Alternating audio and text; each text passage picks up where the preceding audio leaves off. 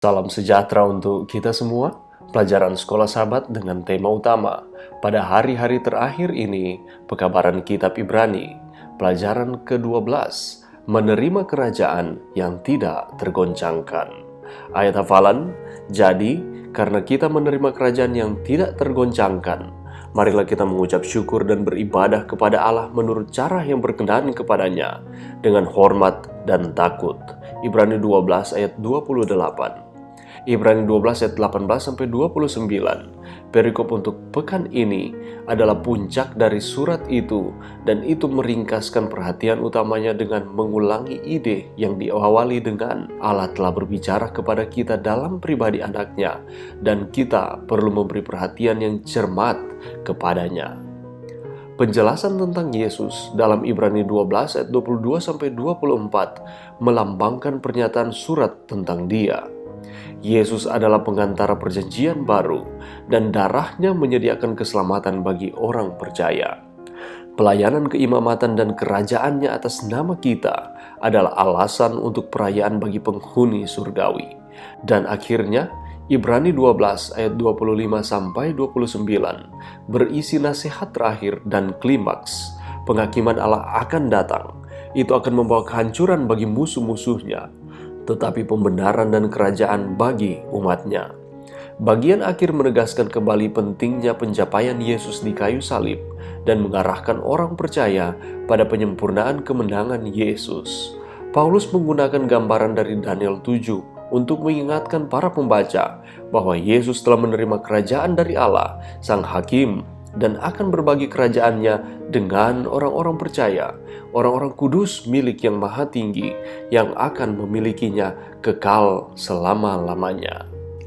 Adapun pandangan umum dan tema pelajaran sepanjang minggu ini, pelajaran pekan ini akan membahas Ibrani 12 ayat 18-29. Di sini Yesus digambarkan sebagai perantara perjanjian baru, dan Tuhan ditampilkan sebagai hakim atas semua orang. Ibrani 12 ayat 18-29 tertanam dalam konteks Keluaran 19, berkumpulnya Israel di Gunung Sinai untuk memberi hukum. Peristiwa ini kontras dengan pengalaman para pembaca kitab Ibrani yang belum pernah datang ke Gunung Sinai, sesuatu yang dilarang untuk disentuh umat Tuhan, tetapi ke Bukit Sion, kota Tuhan yang hidup, Yerusalem surgawi. Bukit Sion bukanlah tempat yang menakutkan, tetapi tempat berkumpulnya untuk perayaan, karena di sana orang-orang percaya memiliki akses kepada Tuhan. Dasar keyakinan mereka yang penuh sukacita adalah Yesus, perantara perjanjian baru. Bukit Sion juga merupakan tempat di mana upacara penghabisan Yesus sebagai Raja terjadi. Tuhan digambarkan sebagai hakim atas semua orang. Ketika Tuhan turun di Gunung Sinai, bumi berguncang. Terguncang adalah bahasa kiasan untuk penghakiman Tuhan. Sekali lagi, pada akhir zaman, bumi akan terguncang. Dan bukan hanya bumi, tetapi juga langit. Hanya hal-hal yang tidak tergoyahkan yang akan bertahan, yaitu orang benar, orang saleh, dan orang yang percaya kepadanya. Sebagai tanggapan atas peringatan seperti itu, orang benar akan membawa persembahan kepada Tuhan.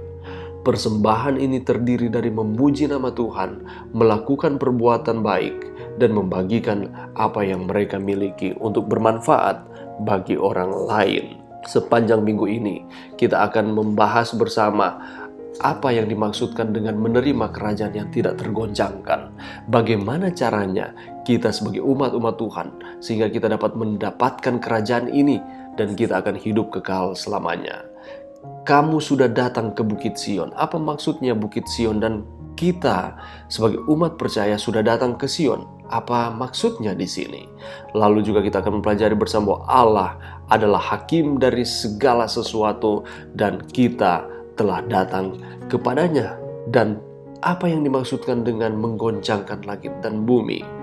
Dalam pelajaran ini kita akan mempelajari mengenai keadilan akan ditegakkan dan bagaimana caranya sehingga keadilan tersebut dapat ditegakkan dan dalam konteks seperti apa.